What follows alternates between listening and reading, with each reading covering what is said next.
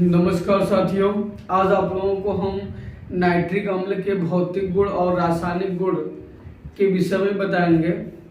Nitric अम्ल का भौतिक गुण। नाइट्रिक अम्ल ये रंगहीन होता है, ये अत्यधिक जल में विलय होता है, ये त्वचा पर पड़ने पर फफोले उत्पन्न कर देता है, ये पीले रंग का भी होता है। अब बात करते हैं नाइट्रिक अम्ल के रासायनिक गुण की। तो जो हमारा नाइट्रिक अम्ल होता है, ये जब धातु जब तनु नाइट्रिक अम्ल के साथ अभिक्रिया करता है तो ये नाइट्रिक ऑक्साइड देता है, जल देता है और नाइट्रेट देता है। और जब ये धातु सांद्र नाइट्रिक अम्ल के साथ अभिक्रिया करता है तो ये नाइट्रोजन डाइऑक्साइड देता है,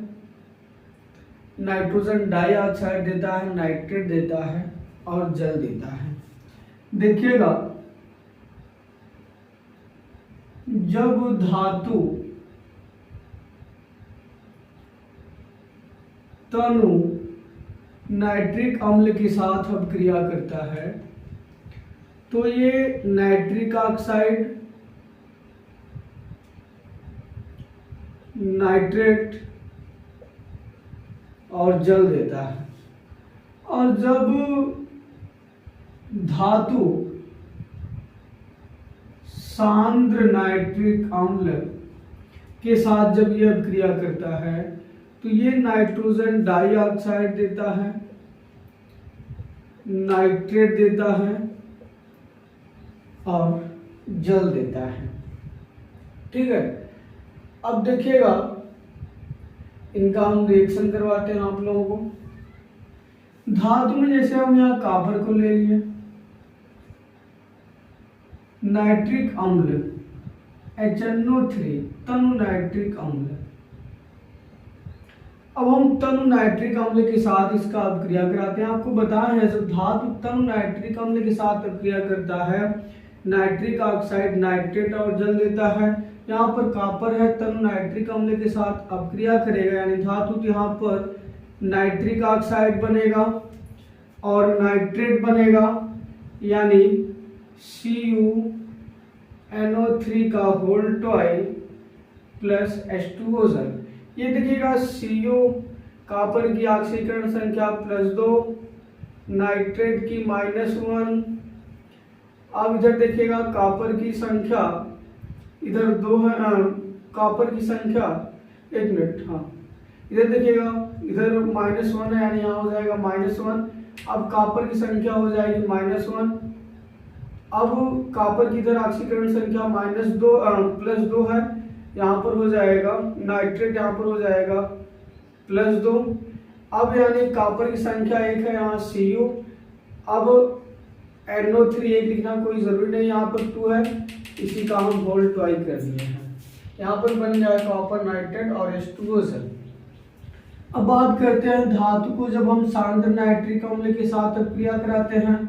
ये देखिएगा, कॉपर है, इसे हम सांद्र जब नाइट्रिक अम्ल के साथ अभिक्रिया कराते हैं, सांद्र HNO3, इसे हम जब सांद्र नाइट्रिक अम्ल के साथ अभिक्रिया कराते हैं तो ये नाइट्रोजन डाइऑक्साइड देता है, नाइट्रेट देता है और H2O जल देता है। ठीक है, एक चीज और समझिएगा, पहले इसका हम बैलेंस बराबर करते हैं, फिर आगे बढ़ते हैं। बैलेंस बराबर के लिए यहाँ पर देखो, ऑक्सीजन 2 3 6 7 1 8 है, यहाँ पर आप 8 कर दो। अब इधर कार्बन 1, कॉपर 1 है, इधर कॉपर 1 है, इधर हाइड्रोजन 8, इधर हाइड्रोजन 2, यहाँ 4 करो, 2 चौके 8, यहाँ नाइट्रोजन 8, यहाँ नाइट्रोजन 2 है, यहाँ पर आप 3 करो, 2 3 6, यहाँ 2 करो, 2 3 6 और 2 8, यानी इधर कॉपर 2 हो गए, यहाँ पर आप 2 कर दो। यहाँ ऑक्सीजन 3 8 24, यहाँ ऑक्सीजन 2 3 6 3 18 2 20 और 4 24 बराबर। ठीक है, अब उसी तरीके से हम यहाँ भी बैलेंस को केयर करते हैं। देखिएगा, यहाँ पर हाइड्रोजन दो, यहाँ पर हम 4 कर लेते हैं, यहाँ पर हम 4 कर लेते हैं, ठीक है, यहाँ हम 4 कर लेते हैं। कॉपर की संख्या है, इधर कॉपर 1, इधर हाइड्रोजन 4, इधर हाइड्रोजन 2, यहाँ 2 कर लो, 2 दूना 4, यहाँ नाइट्रोजन 4, यहाँ नाइट्रोजन इसका होल टॉय यानी 2 है, 2 यहाँ कर दो, 2 और 2 4, यहाँ ऑक्सीजन 3 चौक के 12, यहाँ ऑक्सीजन 2 3 6 4 10 2 12, ये हो गए बराबर, ठीक है। अब देखिएगा एक चीज और समझिएगा, इस धातु में जैसे एक मैग्नीशियम होता है और मैग्नीज होता है। जब मैग्नीशियम और मैग्नीज ये धातु के साथ जब अपक्रिया करते हैं तो ये नाइट्रेट बनाते हैं और हाइड्रोजन गैस के रूप में देते हैं। देखिएगा जब मैग्नीशियम व मैग्नीज जब ये नाइट्रिक अम्ल के साथ HNO3 जब ये नाइट्रिक अम्ल के साथ अपक्रिया करते हैं तो ये नाइट्रेट देते हैं और हाइड्रोजन गैस के रूप में प्राप्त होता है। एक चीज से समझेगा, जब मैग्नीशियम और मैग्नीज नाइट्रिक अम्ल के साथ अपक्रिया करते हैं तो ये नाइट्रेट देते हैं और हाइड्रोजन गैस के रूप में देते हैं। जैसे देख लीजिएगा Mg मैग्नीशियम HNO3 नाइट्रिक अम्ल, HNO3 नाइट्रिक अम्ल। अब ये मैग्नीशियम नाइट्रिक अम्ल के साथ अपक्रिया कर रहा है, ये नाइट्रेट देता है, यानी यहाँ बन जाएगा MgNO3। अब हाइड्रोजन गैस के रूप में निकल रहा है, यहाँ पर H2 कर दो।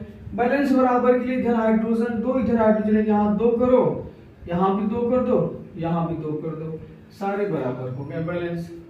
सिर्फ मैग्नीज का भी देख लीजिएगा, इसी तरह से मैग्नीज का भी होगा, ठीक है। अब एक चीज और समझिएगा, इसमें से जो Zn जिंक होता है, Zn जब जिंक होता है, Zn जिंक जब हमारा ये सांद्र नाइट्रिक अम्ल के साथ अपक्रिया करता है तो ये नाइट्रोजन डाइऑक्साइड देता है, और जब ये तनु के साथ अपक्रिया करता है तो ये नाइट्रस ऑक्साइड देता है। इसे समझेगा एक बार, इसे बता दे रहे हैं। देखिएगा भैया Zn जिंक, जब Zn जिंक जो है, Zn जिंक जब ये हमारा तनु नाइट्रिक अम्ल के साथ जब ये अपक्रिया करता है तो ये नाइट्रोजन डाइऑक्साइड, नाइट्रेट नहीं, जब ये तनु के साथ अपक्रिया करेगा तो ये नाइट्रस ऑक्साइड देता है, तो ये नाइट्रस ऑक्साइड देगा, नाइट्रेट देगा और जल देगा। और जब Zn सांद्र नाइट्रिक अम्ल के साथ जब ये अपक्रिया करेगा तो ये नाइट्रोजन डाइऑक्साइड देगा, नाइट्रेट देगा और H2O जल देगा, ठीक है। अब हम बात करते हैं, पहले हम तनु नाइट्रिक अम्ल के साथ इसका अपक्रिया कराते हैं Zn जिंक का। अब देखिएगा ये Zn जिंक, जब हमारा जिंक ये तनु नाइट्रिक अम्ल के साथ अपक्रिया करता है, जब ये Zn जिंक तनु नाइट्रिक अम्ल के साथ अपक्रिया करता है तो नाइट्रस ऑक्साइड देता है, यानी N2O प्लस, नाइट्रेट यानी ZnNO3 का होल टॉय प्लस H2O जल बनेगा। और जब ये Zn जिंक जब हमारा सांद्र नाइट्रिक अम्ल के साथ अपक्रिया करता है, सांद्र नाइट्रिक अम्ल के साथ जब ये अपक्रिया करता है तो ये हमें नाइट्रोजन डाइऑक्साइड देता है, नाइट्रेट यानी ZnNO3 का होल टॉय प्लस H2O हमें जल के रूप में प्राप्त हो जाता है। इस रिएक्शन में बैलेंस बराबर करना बहुत जरूरी होता है, इस चीज को आप पहले समझ लीजिएगा। इस धातु में जब Zn जिंक तनु नाइट्रिक अम्ल के साथ अपक्रिया करता है तो नाइट्रस ऑक्साइड देता है, नाइट्रेट देता है और जल देता है। और जब जिंक सांद्र नाइट्रिक अम्ल के साथ अपक्रिया करता है, नाइट्रोजन डाइऑक्साइड देता है, नाइट्रेट देता है और जल देता है, ठीक है। अब हम बैलेंस बराबर की बात करते हैं। अब इसको हम तनु नाइट्रिक अम्ल बैलेंस बराबर यहाँ करना जरूरी होता है। यहाँ HNO3, यहाँ ऑक्सीजन 2 3 6 6 7 1 8, यहाँ आप 10 कर लो, ठीक है। अब इधर हाइड्रोजन इधर Zn जिंक 1, इधर Zn जिंक 1, इधर हाइड्रोजन 10, इधर हाइड्रोजन 2, यहाँ 5 करो, 2 5 10, इधर नाइट्रोजन 10, इधर नाइट्रोजन 2 है, यहाँ 4 करो, 2 चौके 8, 2 दूना, हाँ यहाँ पर नाइट्रोजन 10 है, यहाँ पर नाइट्रोजन 2 चौके 8 और 2 10, नाइट्रोजन यहाँ पर 10 है। ऑक्सीजन 3 दहा में 30, यहाँ पर ऑक्सीजन 2 3 6 और 6 चौका 24, 24 और 24 और 5 29, 29 1 30, ये हो गए ऑक्सीजन बैलेंस। अब इसका हम बैलेंस बराबर करते हैं, यहाँ आप 4 कर दो, यहाँ आप 4 कर दो, यहाँ पर आप 2 करो, 2 गुना 4 हो गया। नाइट्रोजन, यहाँ पर नाइट्रोजन की संख्या 4, यहाँ नाइट्रोजन 2 और 2 यहाँ 4 कर दो। ऑक्सीजन 3 चौके 12, इधर ऑक्सीजन 2 3 6 और दूना 4, इधर 2 दूना 4, 6 4 10 और इधर 2 12। ये इस तरीके से है हमारे धातु के साथ अपक्रिया। एक बार समझेगा, जब हम धातु को तनु नाइट्रिक अम्ल के साथ अपक्रिया कराते हैं, नाइट्रिक ऑक्साइड नाइट्रेट वो जल देता है। जब धातु को सांद्र नाइट्रिक अम्ल के साथ अपक्रिया कराते हैं, नाइट्रोजन डाइऑक्साइड देता है, नाइट्रेट देता है, जल देता है। जब जिंक को हम तनु नाइट्रिक अम्ल के साथ अपक्रिया कराते हैं तो ये नाइट्रिक ऑक्साइड देता है, नाइट्रेट देता है, जल देता है। जब Zn जिंक को हम सांद्र नाइट्रिक अम्ल के साथ अपक्रिया कराते हैं तो ये नाइट्रोजन डाइऑक्साइड देता है, नाइट्रेट देता है और जल देता है, ठीक है। और इसमें से एक मैग्नीशियम और मैग्नीज है। जब हम मैग्नीशियम और मैग्नीज को जब हम नाइट्रिक अम्ल के साथ अपक्रिया कराते हैं तो ये नाइट्रेट देते हैं और जल देते हैं, नाइट्रेट देते हैं और हाइड्रोजन गैस के रूप में प्राप्त होता है। अब हम बात करते हैं अधातु की। अब बात करते हैं हम अधातु की। अधातु को नाइट्रिक अम्ल के साथ जब अपक्रिया कराते हैं तो ये क्या देते हैं, देखिएगा। अधातु को जब हम नाइट्रिक अम्ल के साथ अपक्रिया कराते हैं तो ये हमें जो है ये हमें अम्ल देता है। देखिएगा, अधातु को जब हम नाइट्रिक अम्ल के साथ जब अपक्रिया कराते हैं तो ये हमें अम्ल देता है और H2O जल देता है, नाइट्रोजन डाइऑक्साइड देता है, ठीक है। अब हम यहाँ अपक्रिया कराते हैं, सल्फर को लेते हैं HNO3। अब देखिएगा, सल्फर को जब हम नाइट्रिक अम्ल के साथ अपक्रिया कराते हैं तो ये हमें अम्ल देता है, यानी यहाँ पर बन जाएगा H2SO4, जल बनेगा, H2O, नाइट्रोजन डाइऑक्साइड यानी यहाँ पर NO2, ये चीजें बन गई। इसमें हमें बैलेंस बराबर करना होता है। अब देखिए, सल्फर एक हाइड्रोजन 2, इधर हाइड्रोजन 2 और 2 4, 2 और 2 4 है, ठीक है। यहाँ मान लो हम 4, यहाँ 6 कर देते हैं। सल्फर देखो यहाँ पर 3 करेंगे, 2 3 6, 2 करेंगे, 2 दूना 4, 2 6, नाइट्रोजन 6, इधर यहाँ पर 6 कर देते हैं, नाइट्रोजन 6, ऑक्सीजन 3 6 18, इधर ऑक्सीजन 2 6 12, 12 4 16, 2 18, ये हो गए हमारे बैलेंस बराबर। अधातु जब नाइट्रिक अम्ल के साथ अपक्रिया करता है तो ये अम्ल देता है, जल देता है, नाइट्रोजन डाइऑक्साइड देता है। जब ये देखो, अधातु यानी सल्फर को हमने नाइट्रिक अम्ल के साथ अपक्रिया कराया, यहाँ पर ये सल्फ्यूरिक अम्ल दिया, जल दिया और नाइट्रोजन डाइऑक्साइड दिया हमें, ठीक है। उसी तरीके से उपधातु भी होता है। जो उपधातु होता है, उपधातु को भी जब हम नाइट्रिक अम्ल के साथ अपक्रिया कराते हैं तो भी ये अम्ल ही देता है, अब बात करते हैं, जैसे देख लीजिएगा, ये जब हम जब नाइट्रिक अम्ल को हम कार्बोनेट और बाइकार्बोनेट व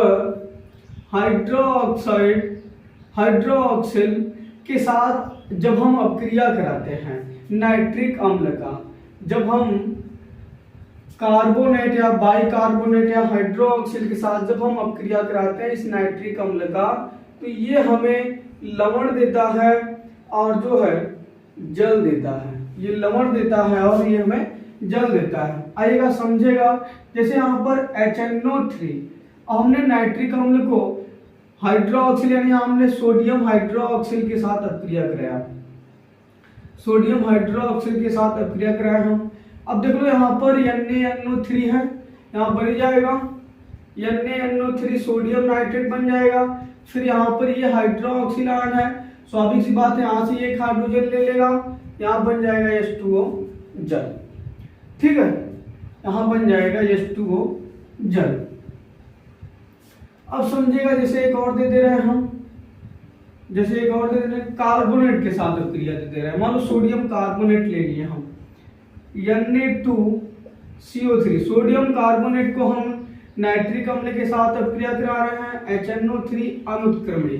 यहाँ पर लवण बन रहा है, यहाँ सोडियम है, स्वाभाविक सी बात है यहाँ बन जाएगा सोडियम नाइट्रेट प्लस H2O जल बनेगा। बैलेंस बराबर के लिए इधर सोडियम 2, इधर सोडियम है, यहाँ 2 कर देते हैं, यहाँ 2 कर देते हैं, सब बराबर हो गए। प्लस 1 मिनट, इधर सोडियम संख्या 2, इधर सोडियम 2 हो गए, इधर कार्बन 1, इधर कार्बन 1 भी नहीं है, यहाँ हमने प्लस करके C कर दिया। फिर यहाँ पर देखो ऑक्सीजन संख्या 3 है, इधर ऑक्सीजन 3 दूना 6 3 9, इधर ऑक्सीजन 3 दूना 6 7, यहाँ पर O2 कर दो, CO2 कार्बन डाइऑक्साइड बन गया। हाइड्रोजन संख्या 2, इधर hydrogen 2, nitrogen 2, nitrogen 2, oxygen balance है। तो देखिएगा, जब इसे हम सोडियम कार्बोनेट को नाइट्रिक अम्ल के साथ जब अपक्रिया कराएंगे तो ये हमें सोडियम नाइट्रेट देता है, जल देता है और कार्बन डाइऑक्साइड देता है। ठीक है, उम्मीद करते हैं कि ये रिएक्शन आप लोगों को समझ में आया होगा। एक चीज और देखिएगा, अभी जैसे हम नाइट्रिक अम्ल को एरोमेटिक यौगिकों के साथ अपक्रिया कराते हैं, एरोमेटिक यौगिक से हम बेंजीन को ले लेते हैं। जब बेंजीन को हम नाइट्रिक अम्ल के साथ अपक्रिया कराएंगे तो ये हमें जो है नाइट्रोबेंजीन देता है। अब एरोमेटिक यौगिक में जैसे ये देखिए भैया, हमने बेंजीन को ले लिया, अब इस बेंजीन को हम HNO3 नाइट्रिक अम्ल के साथ अपक्रिया कराया H2SO4 उत्प्रेरक की उपस्थिति में, ये हमें नाइट्रोबेंजीन देगा। अब ये हमें नाइट्रोबेंजीन देता है, NO2 प्लस H2O हमें जल के रूप में प्राप्त होगा। इस टाइप से रिएक्शन न समझ में आए ऐसे भी कर सकते हो, C6H6 HNO3 अनुत्क्रमणी H2SO4, यहाँ हो जाएगा C6H5 NO2 प्लस H2O। इसी तरीके से ये इनका रासायनिक गुण है। अब बात करते हैं नाइट्रिक अम्ल के उपयोग की। नाइट्रिक अम्ल का उपयोग विस्फोटक पदार्थों में किया जाता है और औषधियों में किया जाता है, रंगों में किया जाता है, इत्र में किया जाता है, गन के कारतूसों में किया जाता है, इत्यादि जगह इनका उपयोग होता है।